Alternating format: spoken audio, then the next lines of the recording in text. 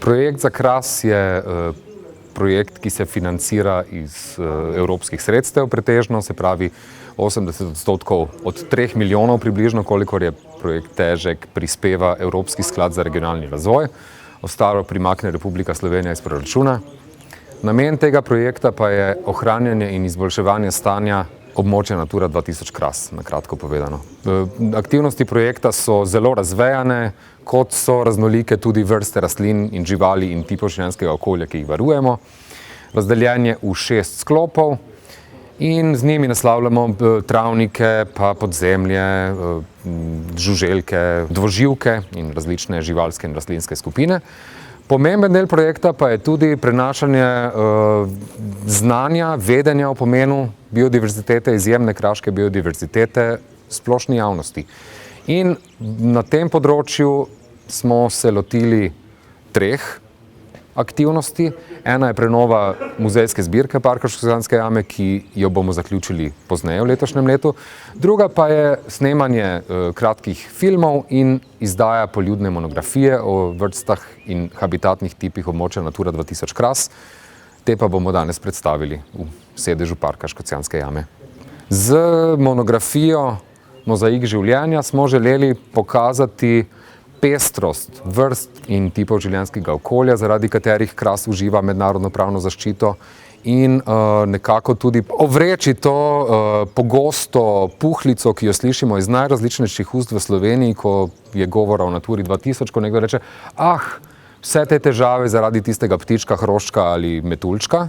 No, tisti hrošček, ptiček ali metuljček ni izbran naključno, ampak je izbran tako, da predstavlja izjemno dobro ohranjeno naravno okolje. Tako da, ko govorimo na primer o dolgokrilem netopirju in njegovih velikih populacijah v Parku Škocjanske jame, ne govorimo samo o tistem netopirčku, ampak govorimo o čudovito ohranjenih čistih in za bivališča, prezimovališča netopirja v primernih habitatih, o letalnih koridorjih te vrste, ki niso kontaminirani, ki so za netopirje prijazni, o krasnem hrastovem gozdu, v katerem se prehranjujejo. Ko govorimo o hribskem murhu in velikem pupku, tudi ne govorimo samo o tistem zelenem kalu, kjer se ti vrsti razmnožujeta, ampak govorimo o gozdu, prostem kemikaliji, govorimo o poteh, po katerih ne vozijo avtomobili, govorimo o ohranjeni naravi. Skratka, ohranjanje Nature 2000 ni nič drugega kot ohranjanje narave, ki bi nam morala v Sloveniji predstavljati neko univerzalno vrednoto, saj imamo veliko srečo, da smo za evropske razmere razpolagamo z izjemno naravo. In del službe projekta za Kras je, da tako tudi ostane. Knjiga je pa narejena tako kot v bistvu en zelo preprost, dostopen predstavitev območja Natura 2000 Kras najsplošnejši javnosti, ki pa jo predstavljajo vrhunski strokovnjaki z tega področja. Se pravi, prijazno so k sodelovanju pristopili res prvovrstni raziskovalci različnih živalskih rastlinskih skupin, tipov življenjskega okolja, ki se z tematiko Nature 2000 bolj ali manj profesionalno ukvarjajo ali pa so vpeti v raziskave različnih organizmov in na sila preprost in dostopen način predstavili vrste, ki so v ozadju mednarodne pravne zaščite območja Natura 2000 Kras. Razdelili smo jih v 5 različnih sklopov, vodna okolja, travniki, gozd, podzemlje in ostenja, in tam združili skupine rastlin, živali in življenjskih okolij, ki bi jih lahko srečali skupaj. Danes so z nami nekateri avtorji te monografije, ki bodo več o svojih skupinah povedali sami. So pa seveda samo nekateri izmed res številnih avtorjev, ki so prispevali svoje delo k tej monografiji. Spregovorili bomo o sami knjigi Mozaik življenja Natura 2000 Kras, ki nadaljuje to serijo poljudnih žepnih izdaj Parka Škocjanske jame. Je prva knjiga na temo posameznega območja Natura 2000 v Sloveniji in pa predstavlja vrste in pa življenjska okolja, zaradi katerih praktično Kras uživa mednarodno pravno zaščito. Skupaj pa jih na Krasu takih območij najdemo kar 50. Namen izdaje knjige je predstavitev območja Natura 2000 Kras najširšemu občinstvu. Poljudne prispevke za monografijo pa so prispevali tudi ti trije vrhunski strokovnjaki za posamezne skupine organizmov, kot je že Miloš prej malce povedal. No pa če jih malce predstavim, doktorica Maja Zagmajster je docentka na oddelku za biologijo Biotehniške fakultete v Ljubljani, ki se ukvarja z raziskovanjem populacij jamskih organizmov v dinaridih. Kot angažirana naravovarstvenica je sodelovala tudi pri snovanju zakonodaje z področja varstva narave in pa je izjemno aktivna v populaciji znanosti. Stanislav Gomboc, eden vodilnih slovenskih strokovnjakov za dnevne in nočne metulje ter največji poznavalec kobilic pri nas, izjemno teoretično znanje nadgrajuje na terenu in je danes nepogrešljiv sodelavec Zavoda za varstvo narave v konkretnih naravovarstvenih projektih. In potem je z nami še magister Andrej Seliškar, botanik, strokovnjak za travniške združbe, velik poznavalec flore Slovenije in pa plodovit avtor znanstvenih in poljubnih publikacij. Njegov opus zaznamuje pa vrhunska raven strokovnosti in izjemna dostopnost za splošno občinstvo. Tako da en lep pozdrav vsem trem danes v naši družbi. Tako dajmo malo zaploskati. Tako da jaz bi kar predlagala, da malce preidemo na samo publikacijo, oziroma najprej eno tako splošno vprašanje za vse vas. Ali je poljubno naravoslovno pisanje pomembno in zakaj? Ja, damo mi prednost. Dami prednost. Najprej hvala za vabilo, kot omenjeno, ena od soavtorica te publikacije. Zakaj je to pomembno? Zato, da razumemo, kako in zakaj delovati v okolju, da ne bo samo naše, ampak da bo ostalo tudi za ostale. Sama prihajam sicer iz znanstveno-raziskovalne skupine na oddelku za biologijo, kjer pravzaprav proučujemo zelo specifične aspekte, recimo konkretno, kot ste že omenili uvodoma, podzemlja.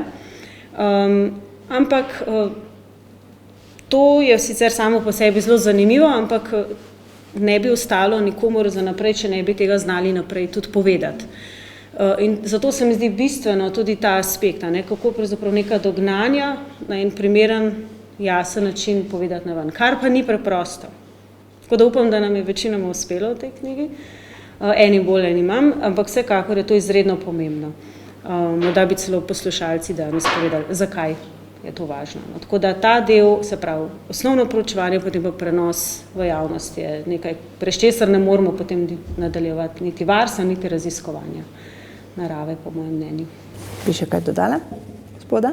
Ja, jaz bi dodal to, da je potrebno pri tem poskrbeti za vse generacije od najmlajših do najstarejših, zato da že na začetku otroci spoznajo naravo in vse, kar je povezano z njo, in da potem tudi skozi življenje, pa ne glede na to, kaj bodo potem počeli, ali bodo vrhunski strokovnjaki ali pa kmetje, ki bodo skrbeli za naravo, da razumejo bistvo tega.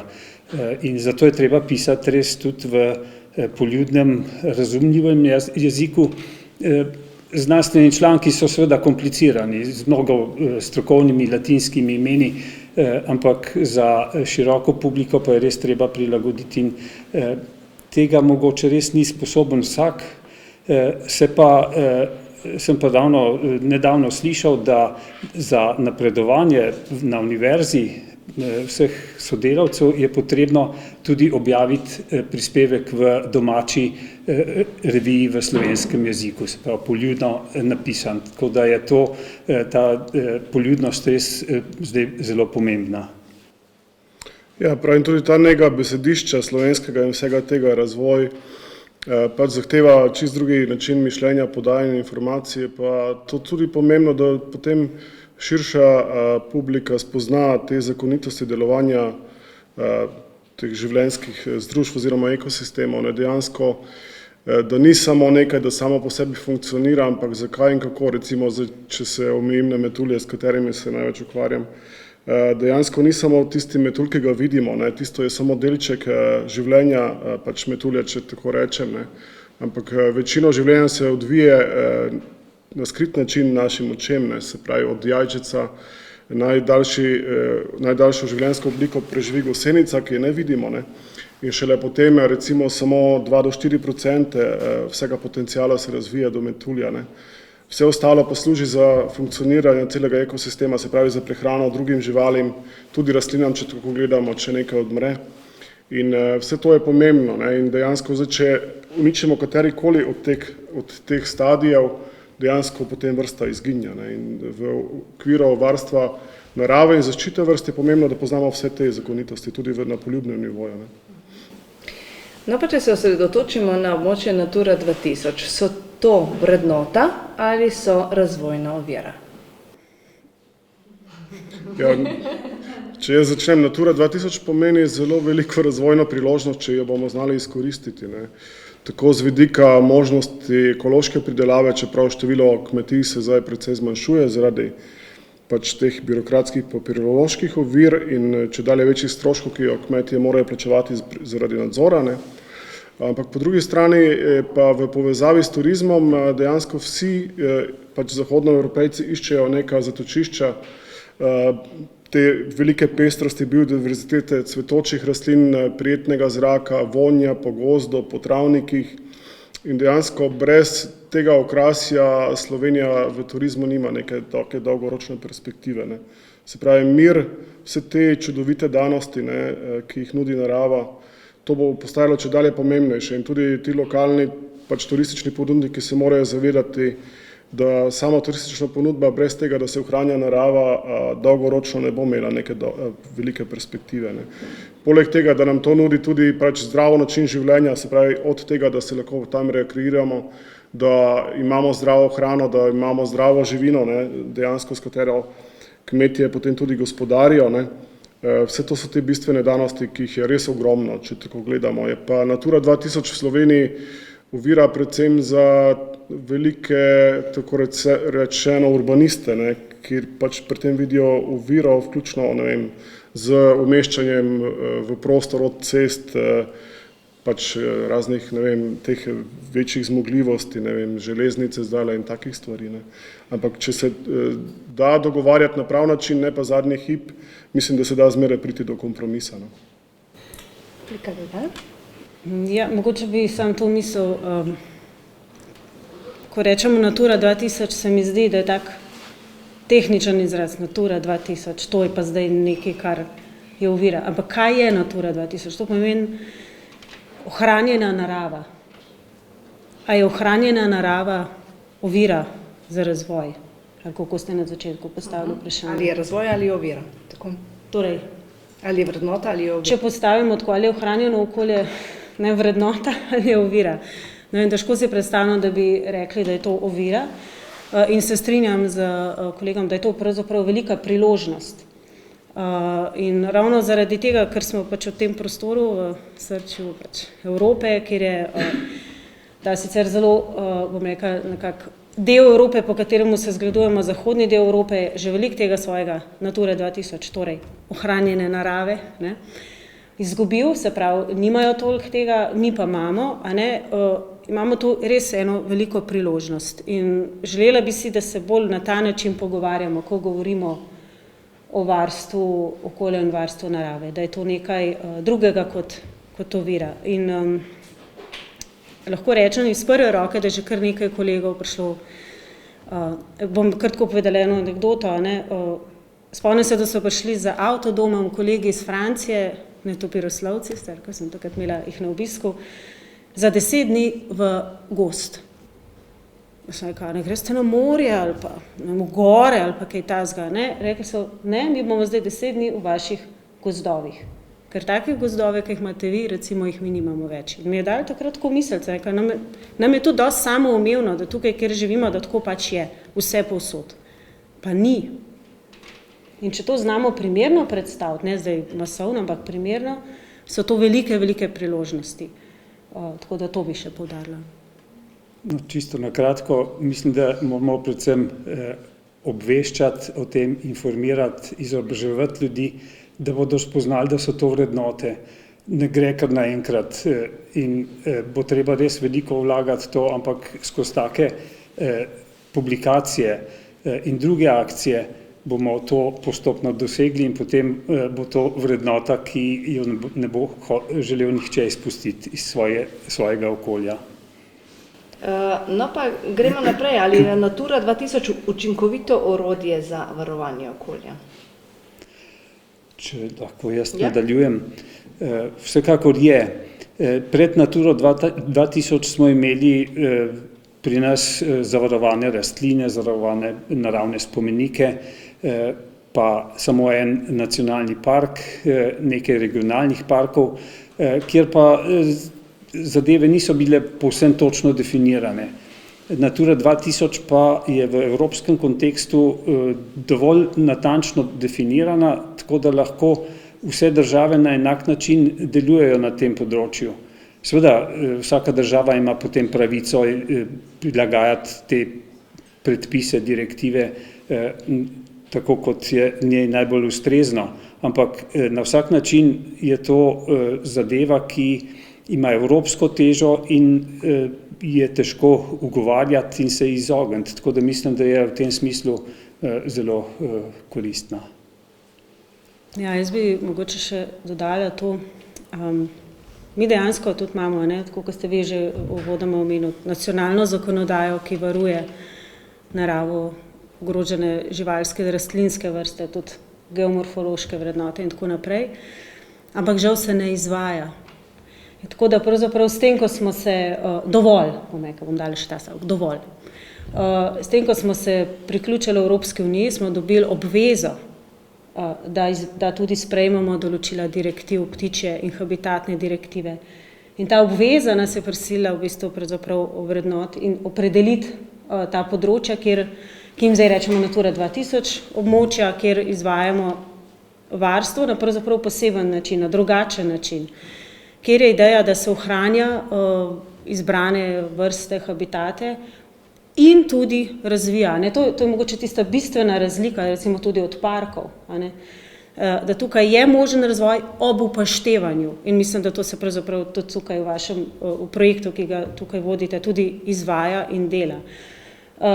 In jaz bi rekla, da pravzaprav je to, kot je moj predhodnik omenil, ravno to, da je to evropska zakonodaja, nekako smo začeli bolj resno tudi pri nas to upoštevati in izvajati. Težje in se zgovarjamo, da nekaj ne bomo upoštevali, ker zakaj že? Ne moramo se tako zlahka zgovoriti, čeprav se še zmerom najdejo načini, ampak to verjetno za pol, ko bomo ugasnili mikrofone. Tako da, in pokomentirala bi še to, da je to v bistvu ena izredno močen mehanizem res na evropskem nivoju, tudi z tega vidika, ker se mi zdi zelo pomembno sporočilo tudi to. To je mreža območij vseh držav in s tem tudi se mi zdi, da simbolično pokaže, da se narava ne konča na meji. Nacionalne meje niso tiste, ki bodo lahko vse zavarovale. Tudi to je recimo en tak izjemen prispevek tega omrežja, da se gleda na varstvo nekako celovito, kot v celem območju, kjer recimo neka vrsta, nek habitatni tip je. Tako da v bistvu to je nekaj izjemnega v svetovnem merilu. Jaz se z veseljem, da tudi to pohvalim pravzaprav ali pa povem, izpostavim primerjavi s kakšnimi zakoni, recimo v Ameriki, ki imamo več stikov, kjer to vrstnih primerov ni. Tako da mislim, da je kar močno orodje. Ja, mislim, ker je to evropski pravni okvir, dejansko tukaj Slovenija nima veliko manevrskega prostora in jih je že velikokrat dobila po prstih, tudi nedolgo nazaj, recimo že samo poročilo Računskega sodišča iz leta 2017, kjer so ugotavljali, da Slovenija slabo to izvaja. Potem je veliko pilotnih projektov, se pravi tudi grozijo sankcijami, in če tega na evropski ravni ne bi bilo, bi mi ohranjali biotsko raznovrstnost na zelo Sloveniji primeren način, se pravi vse na papirju. Tako da tukaj je nek perspektiven pravni okvir in tudi če gledamo, da je Slovenija prva na evropskem mestu, mislim, po površini po deležu teh Natura območij, takoj za Hrvaško, mislim, prva pred Hrvaško, se pravi, te dve državi imata več kot 37%, izdvojenih območij po površini, ki so Natura 2000. Ne. In tukaj dejansko Natura 2000 ne ščiti samo habitatov in vrst, ki so opredeljene v habitatni ali ptičji direktivi, ampak tudi širše biotsko raznovrstnost v teh območjih. Ne. Zdaj, v Sloveniji še dejansko uvajamo vse te stvari, ki so potrebne za izvajanje vsega tega, ne. Ampak Evropa dejansko poleg palčke nudi tudi korenčke in to je to, da lahko Slovenija na račun teh območij pač črpa zelo veliko evropskih sredstev, seveda, če je pripravljena poslušati in pripravljati to vrstne pač projekte papirja, ne, ker so pa ti zahtevni, ne, se pravi, da se gre za razno, ne vem, podpore in tako naprej. In tudi subvencijska politika se čedalje bolj naslanja, se pravi, za kmetijske površine, na ohranjanje biotske pestrosti in na dejansko prilagajanje klimatskim spremembam, ker eno in drugo je povezano, ne, tako da tudi Natura območja dejansko lahko kompenzirajo vplive klimatskih sprememb, posebej močvirja, ne. Pa recimo ohranjajo tako tudi pitno vodo, ki je drugje v Evropi že zelo iskana dobrina, ne. Tako da pravim, sama Natura 2000 globalno gledano nudi zelo veliko tako daljnosežno pozitivnih učinkov, ne. No, pa če se na koncu mogoče samo še osredotočimo na območje Natura 2000 Kras, ali to območje po čem posebej izstopa? Damo spet dami prednost? Očitno, če ima knjigo, ne? Tako da verjetno.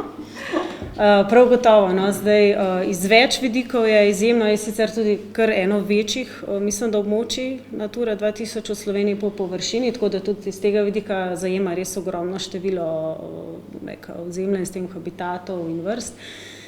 No, zdaj seveda jaz bom rekla, da kar je zelo fascinantno v tem, s čimer se jaz ukvarjam, je seveda podzemlje.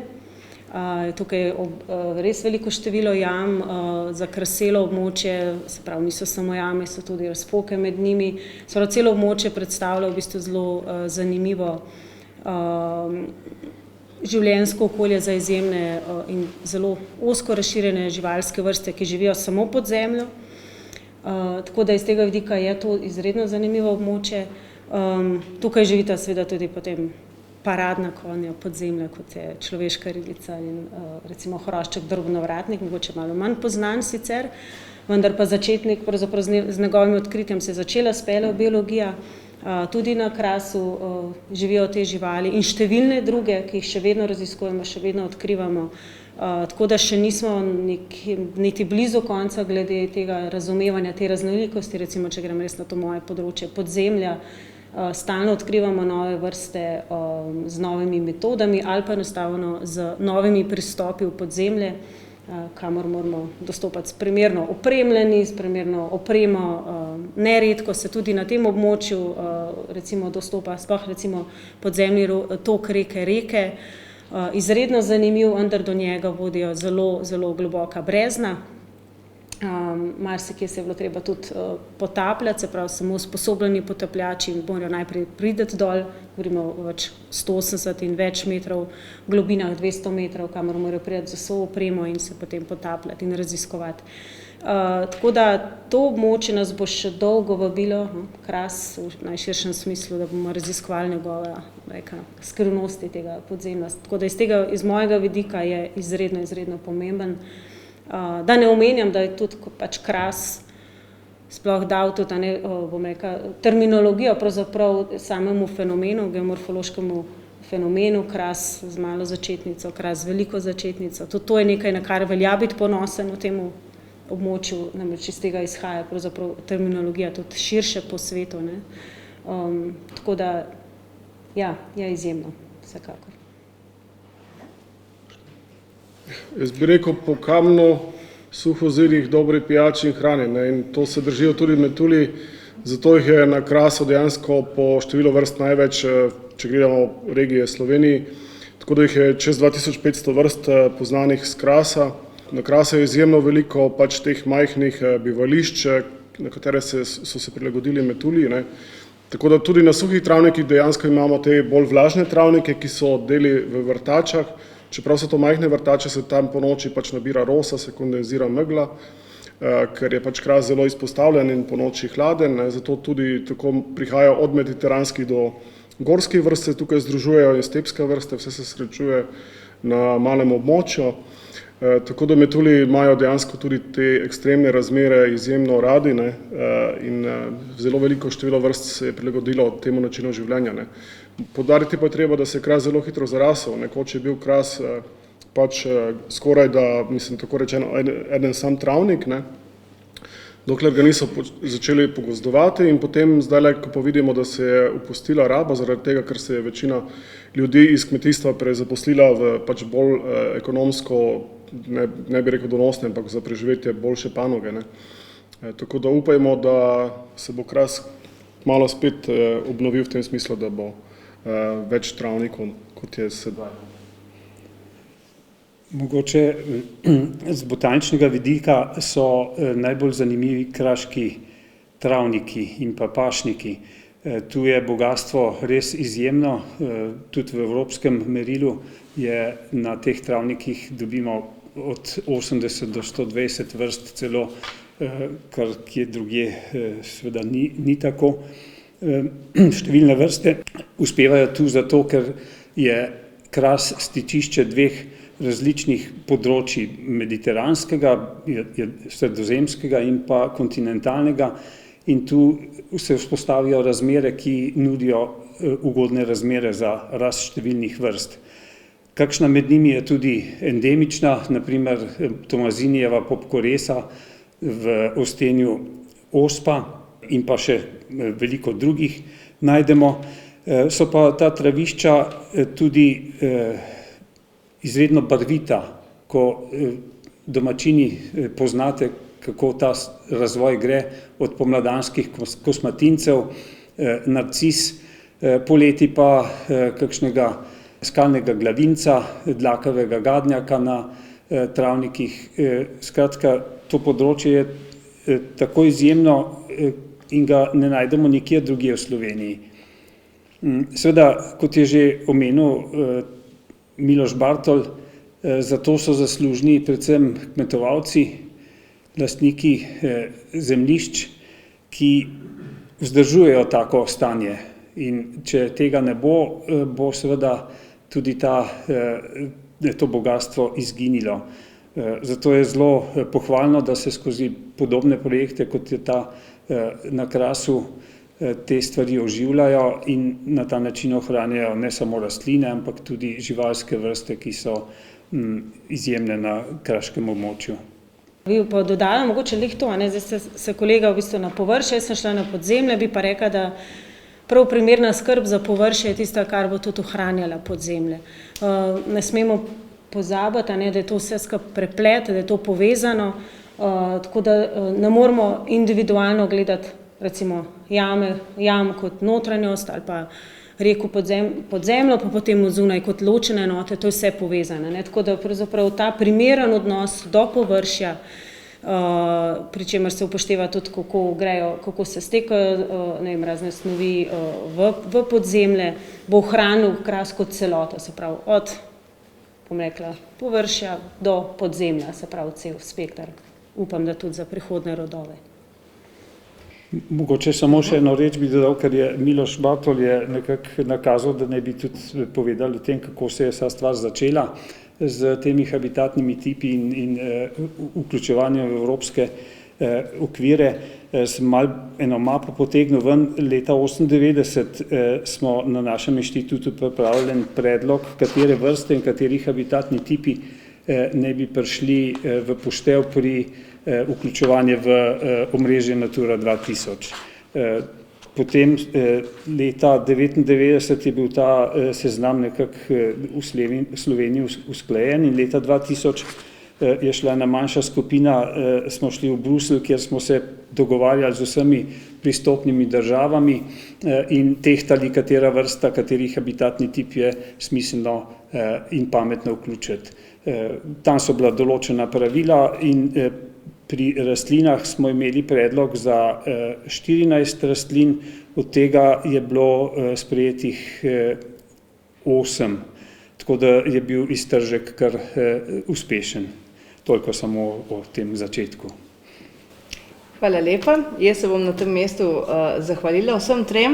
Še enkrat iskrene čestitke za vaš prispevek k tej knjigi in jaz upam, da bo šla čim širše v javnost, da pač bodo ljudje malce bolj seznanjeni s trenutno situacijo. Hvala lepa. Hvala za vabilo.